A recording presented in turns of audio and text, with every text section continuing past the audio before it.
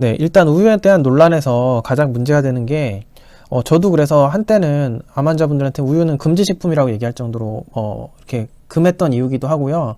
제일 문제는 일단 달라진 부분인데, 우유, 젖소의 사육 자체가 일반 자연 환경에서 우리가 아는 그런 상태랑 다르다는 거죠.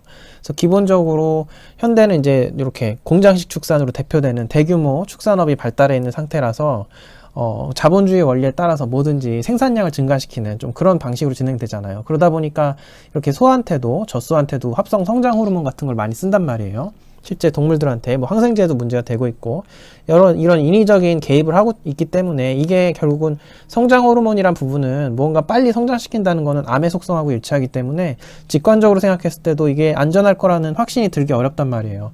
그런 부분 때문에 말씀을 드린 건데 실제로 보면은 이게 1996년 정도 후반에 이제 앱스타인이라고 하는 사람이 처음에 이제 이 논란을 시작했는데, 이 IGF-1이라고 하는 우유에 있는 저희가 축산 과정에서 쓰는 인공적인 성장 호르몬이, IGF-1이라는 인슐린 유사 성장 호르몬으로 전환이 돼서 이게 사실상 암이나 유방암이나 여러 소화기 암 같은 전체적인 암 유병률을 올릴 수 있는 인자가 된다라는 논란을 좀 적극적으로 게재한 적이 있어요.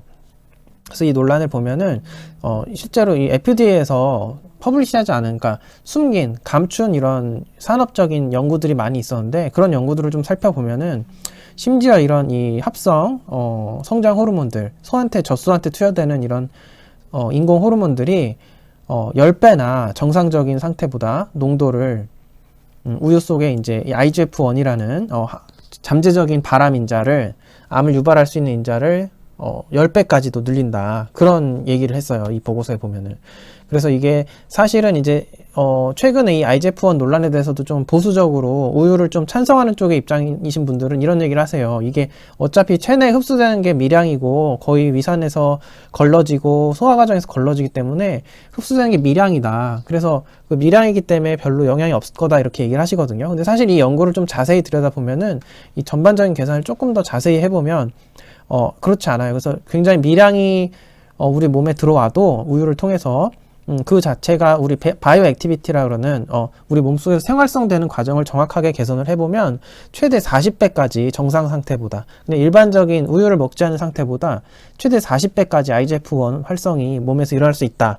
이런 결과들이 있어요. 그래서 그런 것 때문에 우유는 아무래도 깨림직하다. 이런 얘기가 있죠.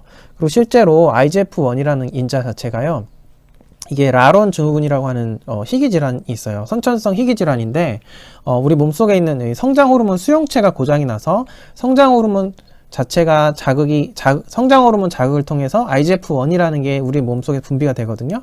근데 이 IGF-1이 정상적으로 몸에서 체내에 분비되지 않는 사람들이 걸리는 질환이 이렇게 왜소한 체격을 가진 라론 증후군이라고 하는 질환이 있어요. 근데 이 라론 증후군 환자들이 특징이 뭐냐면 암이나 당뇨가 없어요.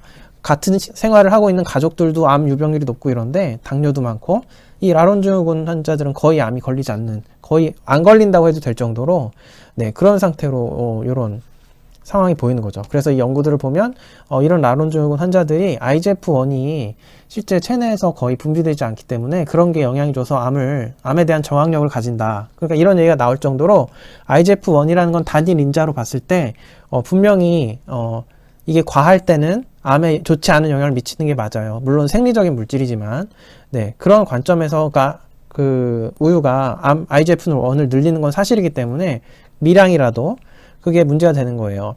보시면은 이게 젖소 개량 사업소에서 실제로 나온 홈페이지에서 이런 BST라고 하는 소성장 호르몬, 합성 성장 호르몬, 인공 성장 호르몬에 대한 설명을 보면요, 그냥 이렇게 나와요. 기작 자체가 BST를 넣으면 간에서 IGF-1으로 전환이 돼서 이렇게 우유에도 유즙 분비를 촉진시키고, 그렇게 우유에도 들어갈 수 있고 우리 몸속에서도 작용을 하면 똑같이 BST가 IGF-1으로 전환이 되고, 이런 기전이 있는 거죠. 이거는 그러니까 오피셜한 실제 상황입니다. 이런 합성 성장 호르몬을 쓰면 IGF-1이 늘어나는 거는 사실이에요.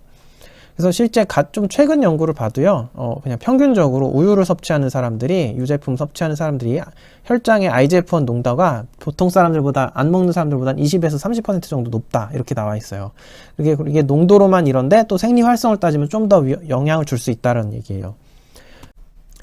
네, 이건 조금 더 최근 연구인데요. 여기서 보시면은 그 우유를 유제품을 섭취하면 섭취할수록 그거에 정비례해서 똑같이 체내 IGF-1 농도가 일정하게 오른다라는 연구 논문이에요. 그래서 보면 400g 정도 우유 저희가 초등학교 다닐 때 받는 게 우유팩이 한 200g 정도 되잖아요. 그거 한 2팩 정도 먹으면은 하루에 뭐 16.8 마이크로그램 퍼 리터까지 농도가 올린다. 이렇게 되어 있는데 이게 어느 정도냐면 정상적으로 봤을 때 이렇게 나이가 들수록 체내에서 IGF-1 농도는 줄어요. 모든 사람은 성장할 때 당연히 제일 많이 나오는 거니까. 그래도 대략 한 100 마이크로그램 퍼 리터 정도가 이제 몸에 평균적으로 100 이상 농도로 가지고 있는 게 이건데, 이게 16.8 정도까지 는다 그러면은 거의 10% 이상 느는 거죠, 농도가. 그래서 그러다 보니까 평균적으로 20-30%까지 는다는 결과가 나올 수 있는 그런 얘기가 나와요. 이 연구만 보자면, 이런 것만 보면. 그래서 이제 문제는 이게 유방암 실제로 1997년에 이런 대규모 스웨덴 연구에서 보면은 유방암도 뭐 발생률을 50%까지 늘린다, 우유를 마시면은, 이런 얘기가 나올 정도로 이게 이슈화가 됐던 거죠. 그래서 이제 저도 암 환자분들한테 우유를 안 권했던 거예요, 사실은. 근데 이 문제가 제가 오해하던 부분이 있는데 해결이 된 게 있어요. 그래서 한번 이제부터는 또 그 얘기들을 들려드리겠습니다.